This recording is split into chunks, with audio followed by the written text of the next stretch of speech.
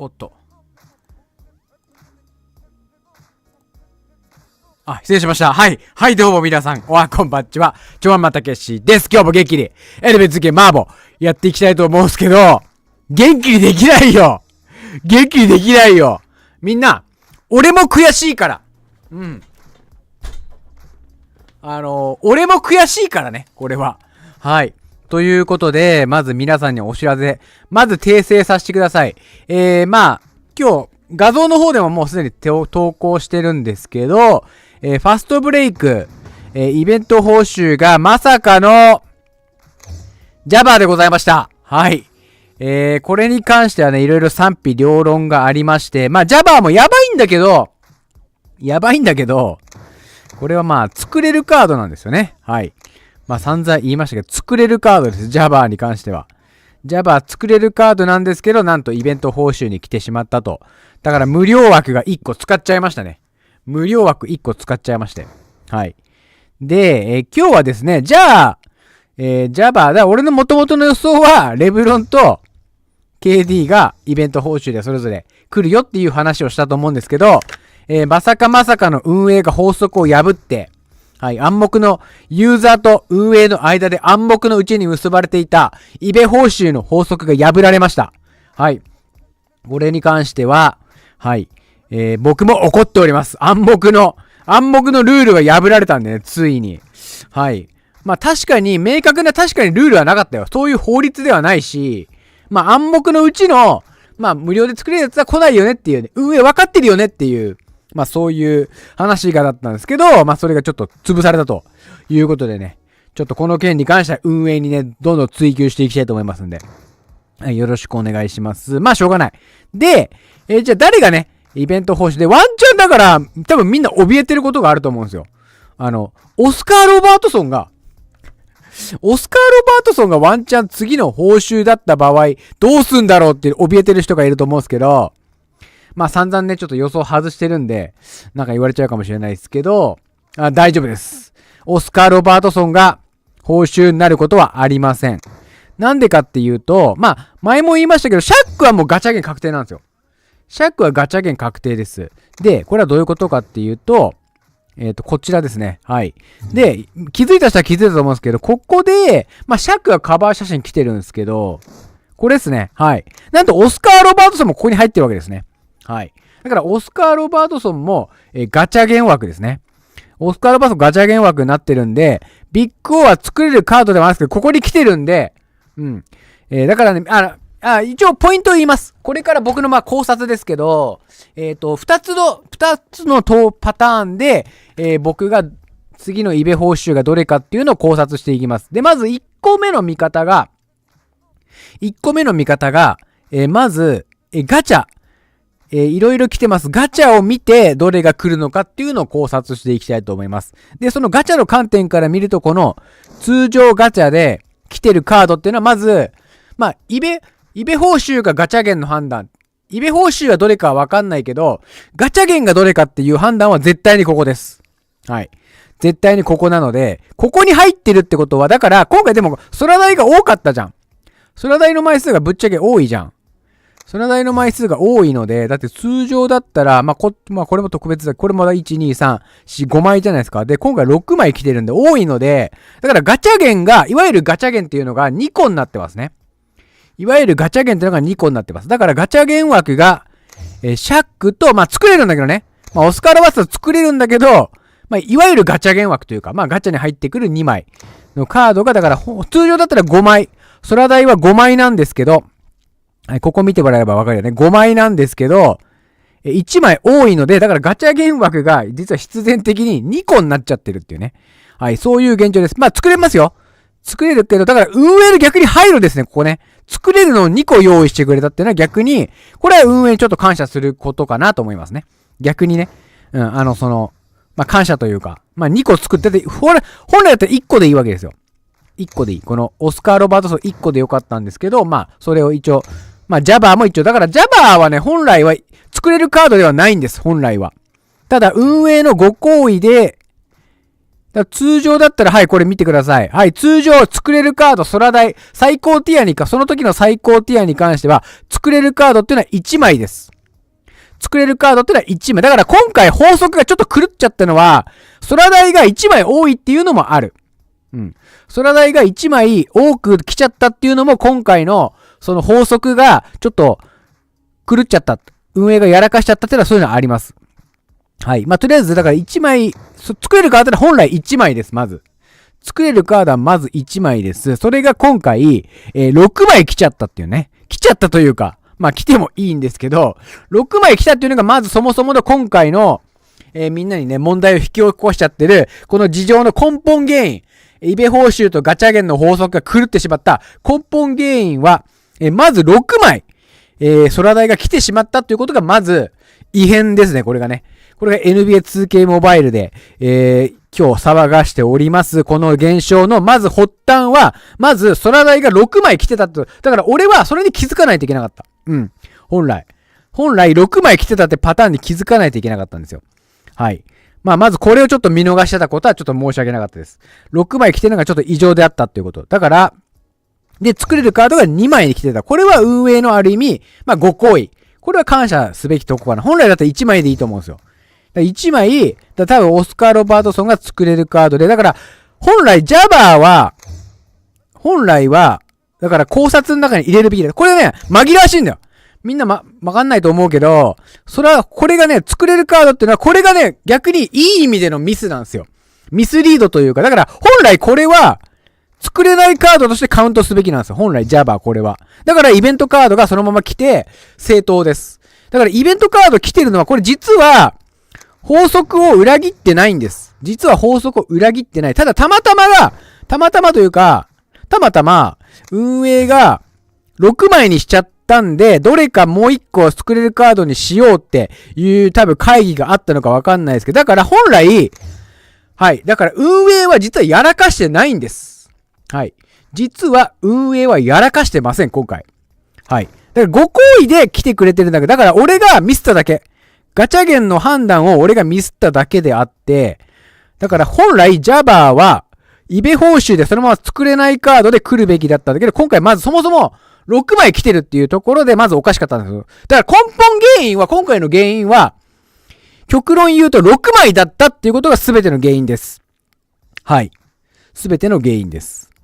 そこをまず理解してください。まず1枚多かった。それで運営のご好意で作れるカードを2枚にされてるっていうところが、まず根本原因です。はい。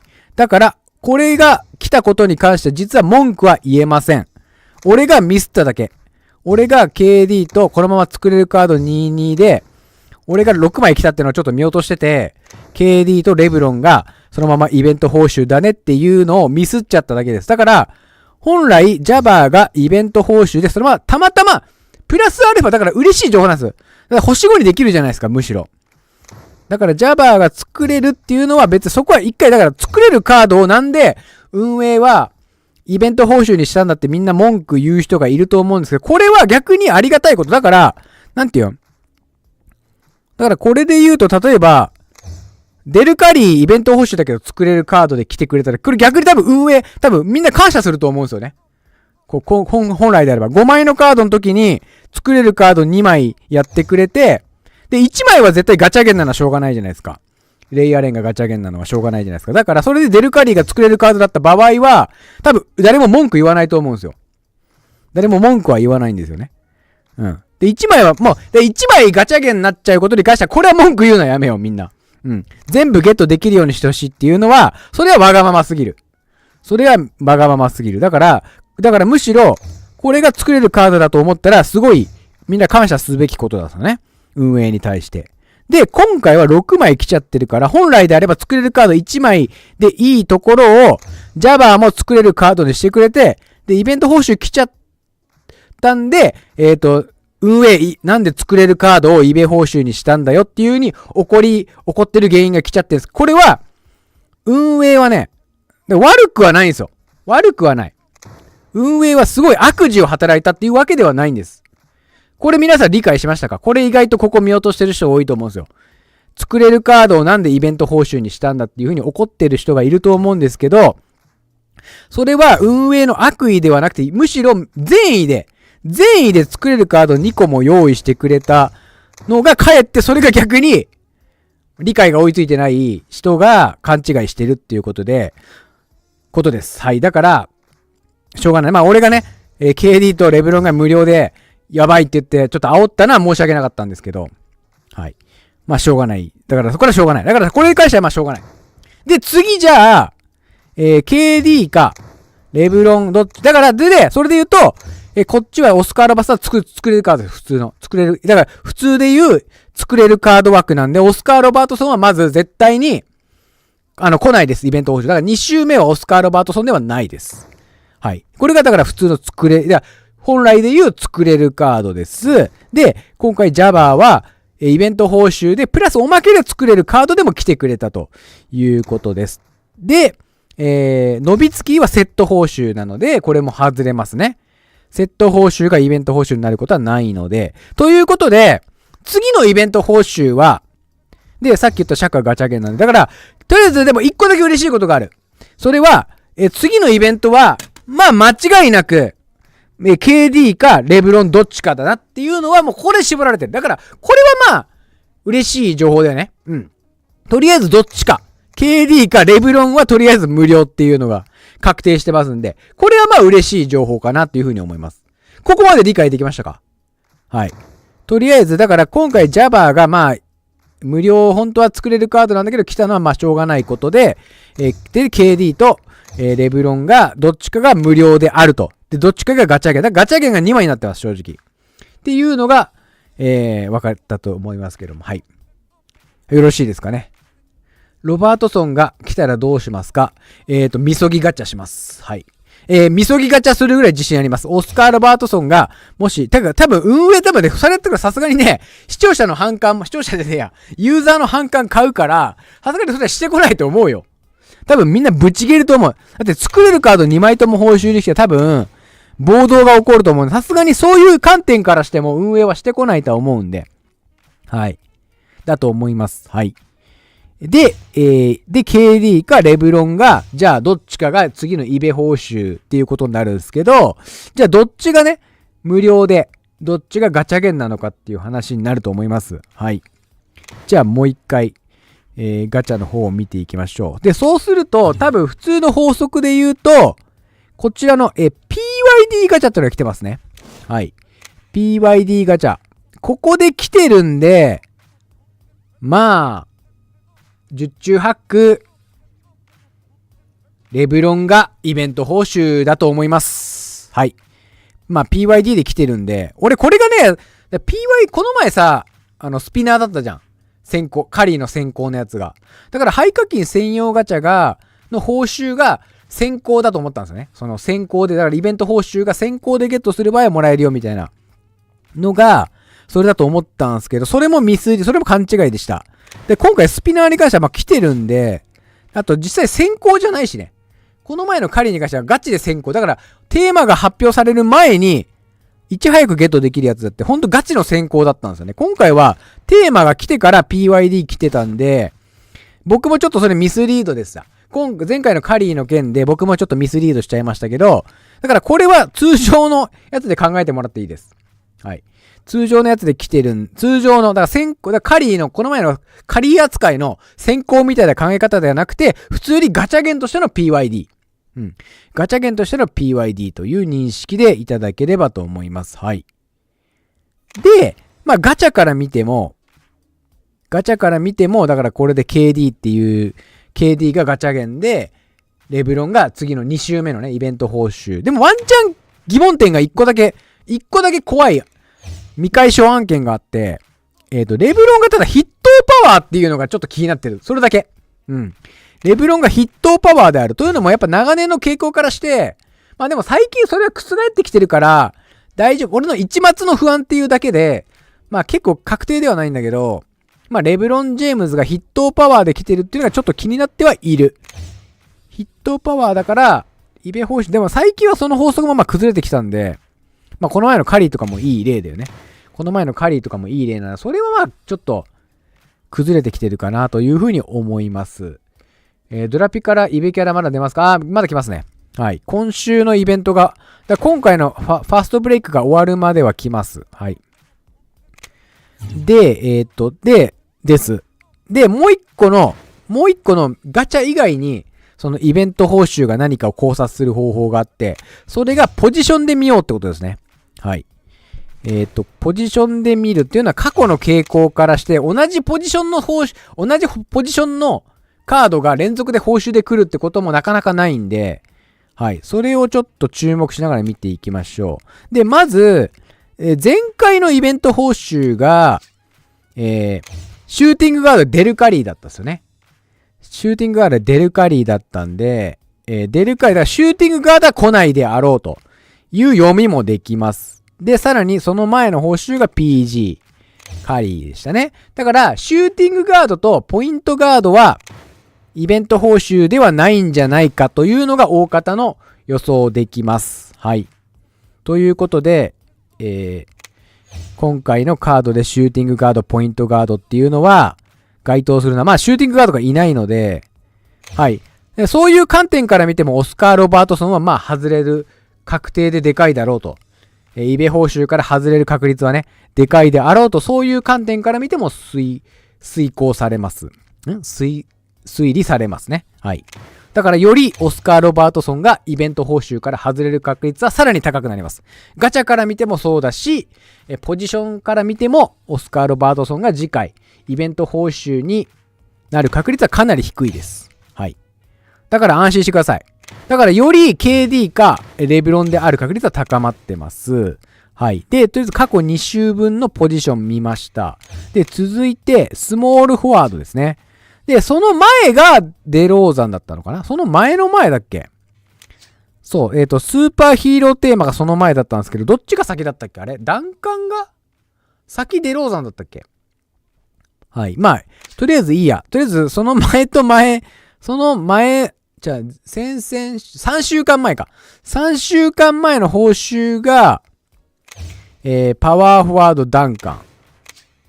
で、スモールフォワード、デローザンということが報酬でした。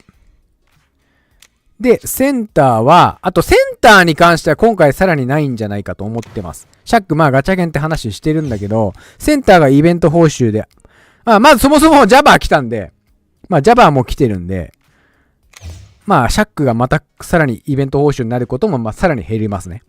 はい。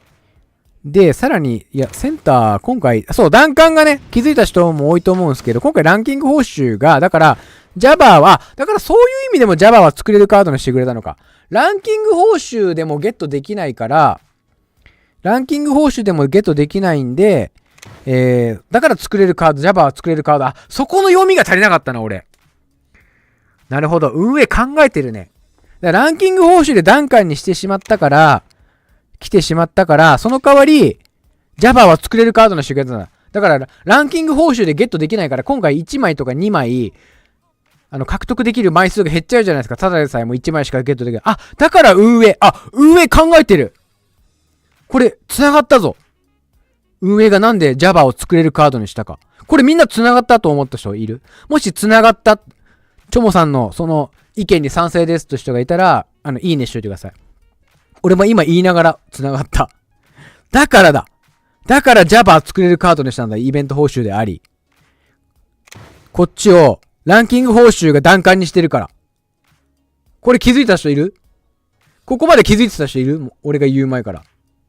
なんで Java 作れるカードにしたのか。それは、なんとランキング報酬で銀の段階がゲットできるからですね。そう、繋がったわ。だから作れるカードにしてくれたんだ。だからイベント報酬だけど、運営考えてるじゃん。だから闇雲に、なんで作れるカードを今回イベント報酬にしたんだよってぶち切れてる人は、考察がちょっと浅いですね。うん。考察が浅いな。うん。これぐらい深く考察すればなんで運営が Java を作れるカード、これ2枚のうちね。だから、作れるカード、もし万が一レブロンか KD もそっちに入る可能性があったね。ただ、やっぱそこを2周目の方で、この作れないカードで持ってくるあたりは、まあ運営の、ちょっとずるいところだね。まあね。はい。そういうことです。わかりましたね。はい。で、ポジション的に見ると、だからスモールフォワードかパワーフォワードか結構ね、そうだからわかんないんですよね。過去のポジション別で見ると、まあただ、スモールフォワードかパワーフォワードかってのは濃厚になるんだけど、ただこの過去の講習から見てもどっちかっていうのは正直わからないですね。うん。これ見ると。パワーフォワード。でもパワーフォワード作れるカードだったんだよな、この前。で、ケンプと、ケンプもパワーフォワード作れるカードか。まあ、ヤニスも激ヤバ。で、この前のオールスター以来来てなかったりも、スーパーヒーロー来てるんで、パワーフォワードとスモールフォワードは、まあ、ほぼ同率で、一周遅れずで来てるんで、だからこれはね、正直カードから見るのはわかんないと思うんですけど、まあでも、まあ間違いなく、まあさっき言った通りガチャから見る観点で PYD で KD 来てるんで、レブロンが、今回の、次週のイベント報酬であるということは、まあ、50% 以上の確率で間違いないかなと思ってます、僕は。うん。どうですかね。ということで僕の考察は、来週のイベントは、ということで、以上の結果から、私は次週のイベント報酬は、レブロン・ジェームズだと、推理します。この意見に皆さんは反対ですか？それとも、賛成ですか？ぜひコメントください。以下の結果から私はレブロンが、次回のイベント報酬だと推理します。考察します。はい。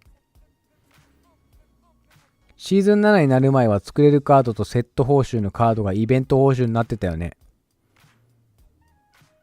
そんなことあったっけ？ 50% はKD とレブロンって言ってるんだから当たり前で草。レブロン来い。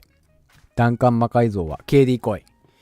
KD は PYD で来ちゃってるから多分これを eBay 報酬に、しかも期間が11日あるじゃないですか。で、多分なんでここからも読み取れる。11日にしてるってことは2週目のイベントにも関わってきますよね。で、2週目のイベントで KD がイベント報酬でゲットできるって分かったら多分みんなこれ引かないんすよ。このガチャ。だって来週になったら分かるじゃん。イベント報酬2週目が。で、2週目になった時に KD ですって発表されたら、このガチャ来週誰も引かないんですよ。イベント報酬でゲットできるから。そういうことも考えても、ワンチャンだから来週になって、レブロンって確定したら、報酬がね、みんなこのガチャを引く可能性はあるんですよね。はい。なので、まあそういう観点からしてもやっぱり、はい、KD はガチャゲン。はい。だから、はい、最後まとめますね。はい。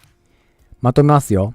まあ、まず一回イベント報酬、銀の段階が、まあ、いつも通りランキング報酬でゲットできます。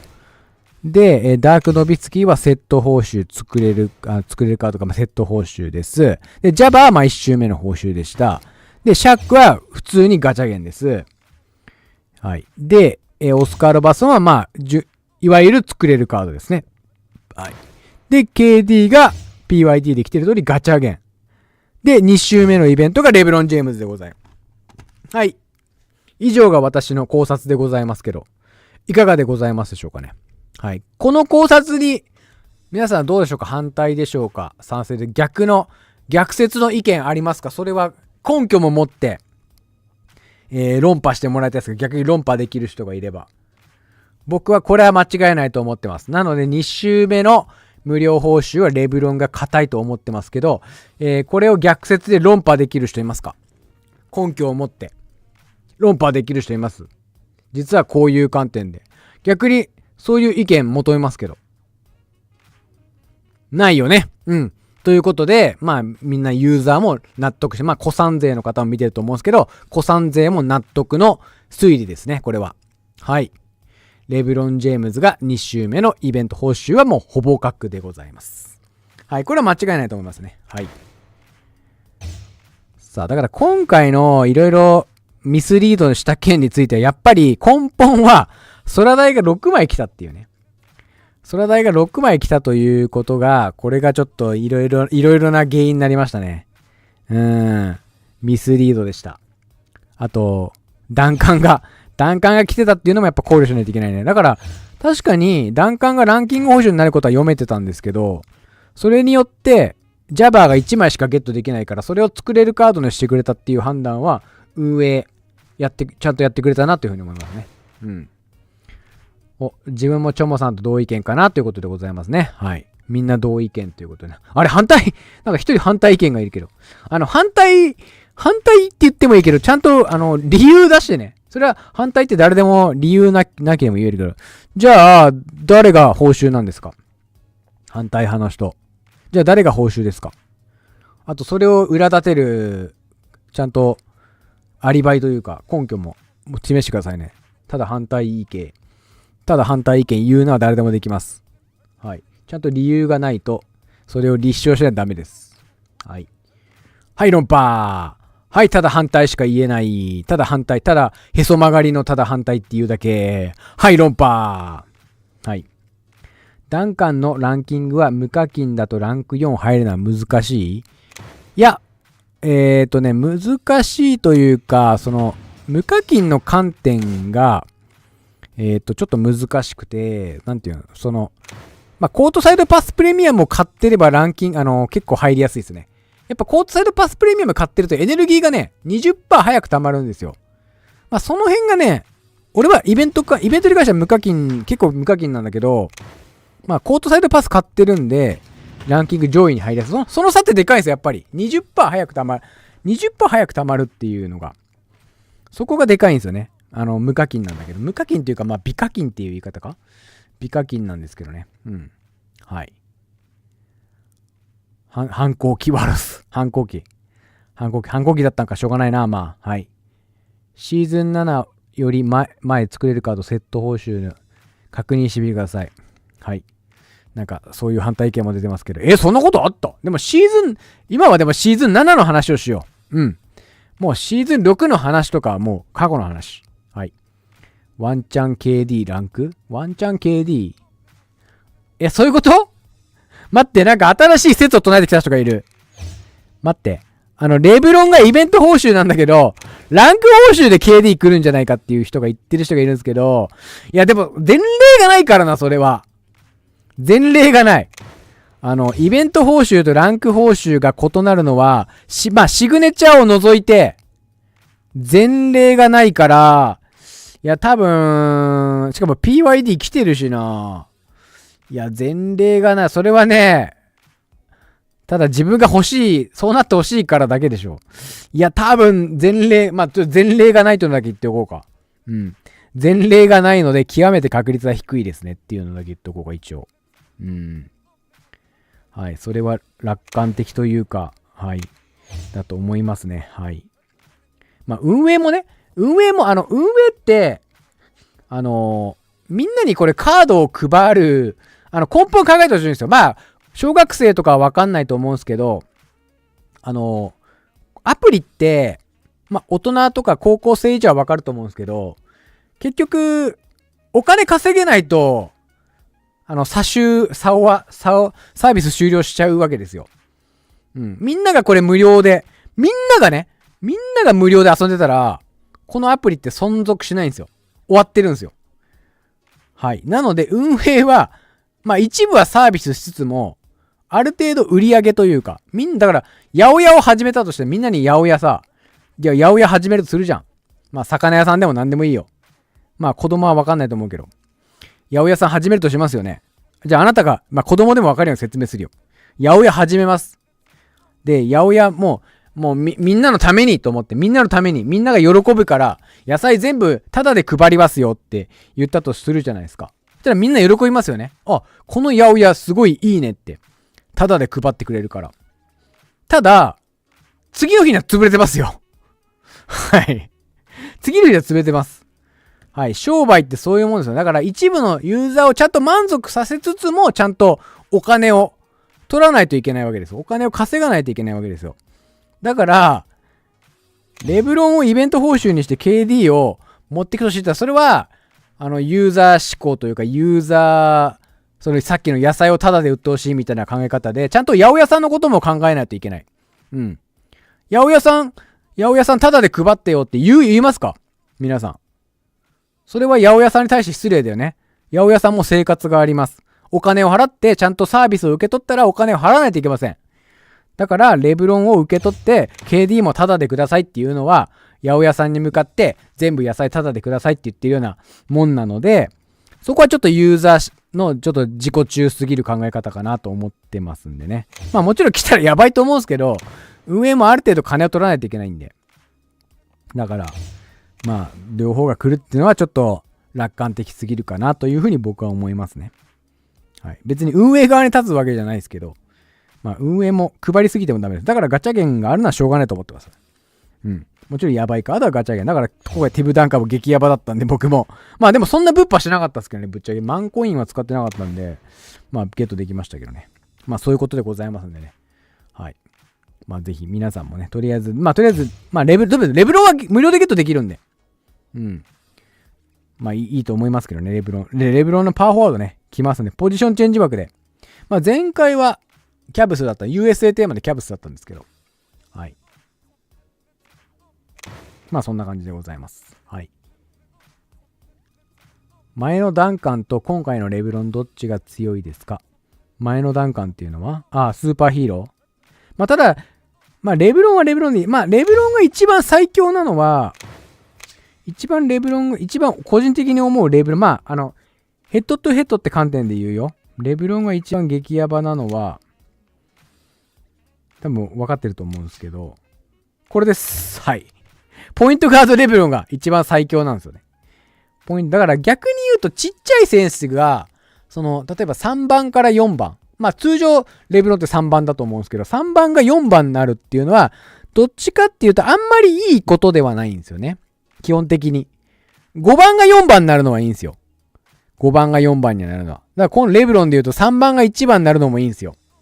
3番が1番になるのもいいんですけど、3番が4番になることに関してやっぱり、まあレブロンだからいけるっちゃ、レブロンはちょっと多少例外的な部分もあるけど、まあどっちかって言ったら、まあ使い方にもよるけど、やっぱ身長が高いっていう観点から見ても、まあダンカンの方が、ちょっとだけね、いいのかなっていう思いはありますけど、でも、機敏さとかはダンカンよりも勝ってると思うんで、俊敏性的なものはね、スピードとかは勝ってると思うんで、まあ使い方によっちゃよるかなという考え方もあると思いますんで。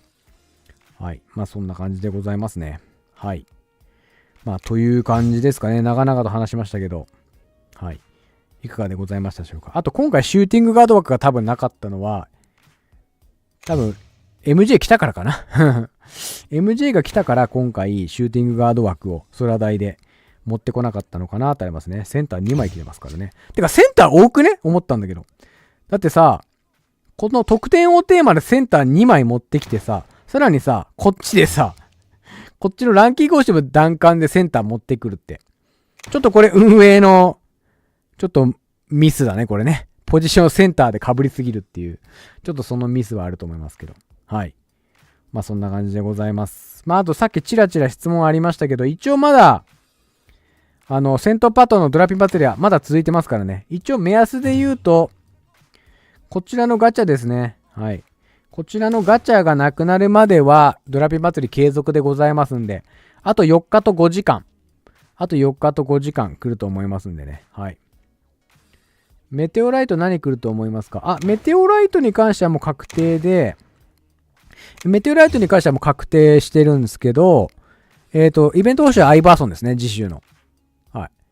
だから次週の、じゃあ次週の、報酬全部予想します。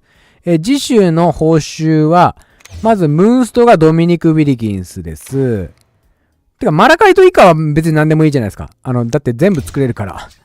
もう全部作れるんで、マラカイト以下はまあ言いません。何が来るかは。まず、ムーンストのドミニク・ウィリキンスが2週目のイベント報酬です。ムーンストのね。で、メテオライトはアイバーソンです。で、最高報酬がレブロンです。はい。覚えましたか？ただ何のイベントが来るかはわかりませんけど、来週のイベントはドミニク・ウィリキンス、アイバーソン、レブロン・ジェームズということでございますね。で、イベントもファストブレイクが、ついに来ましたね。ファストブレイクが、ここ、1月入ってからだと、1回しかまだやってなかったんですけど、ついに2回目来ました。で、この1月からカウントして、1回しかイベント来てないのが、まずドミネ、それからパワーキャ、で、まあ実際来ましたけど、ファストブレイク、で、ガント。で、ファストブレイクを除くと、ドミネかパワーキャがガントが、この1月からカウントして1回ずつしか来てないんで、パワーキャ、ガント、ドミネかなというふうに考察してます。で、FF とホットスポットに関しては逆にシーズン7に入ってから1回もイベント来てないんで、FF は来ないのかなというふうに思ってますけどね。はい。OK でしょうかね。まあ、パワーキャが来るのか、ガントが来るのか。でも、ドミネはワンチャンないんじゃないかなというふうにちょっと思ってますね。うん。ドミネはね、1ティアにつき、ドミネってなんか結構そんなしょっちゅう来るイベントではないので、意外とその、なんていう、1ティアにつき1回ぐらいの頻度なので、この前のだからオールスターの時、空大で1回、空大が最高ティアの時で、オールスターの時で来てるから、だからパワーキャかガントが濃厚じゃないかなと思ってます。まあこれは正直、パワーキャかガントに関しては、これは本当にただの予想ですね。1回ずつしか来てないから来るだろうっていう予想なんで、まあわかんないです。それさ 3v3 ガントかもしれないし。まあでも KOTC はミニイベで来たから、そこは外してくると思うんですけど、で、小畑は3回来てるから、小畑が最近で言うと、一番多いんですよね。小畑が1月から今までで3回来て、だから1ヶ月に1回も小畑来てるんで、さすがに小畑はないと思いますけどね。さすがに小畑と小畑と 3V ガントはこの前の1週前、2週前のイベントだったんで、その2つはないと思いますね、さすがに。前回のテーマでイベントに来たやつで来るってこともまあないと思うんで。はい。まあそんな感じでございますね。はい。ということで、皆さん納得いただけましたでしょうか。レブロンが来週のイベント報酬で確定でございます。はい。ということで、今日はこの辺で配信の方は失礼したいと思います。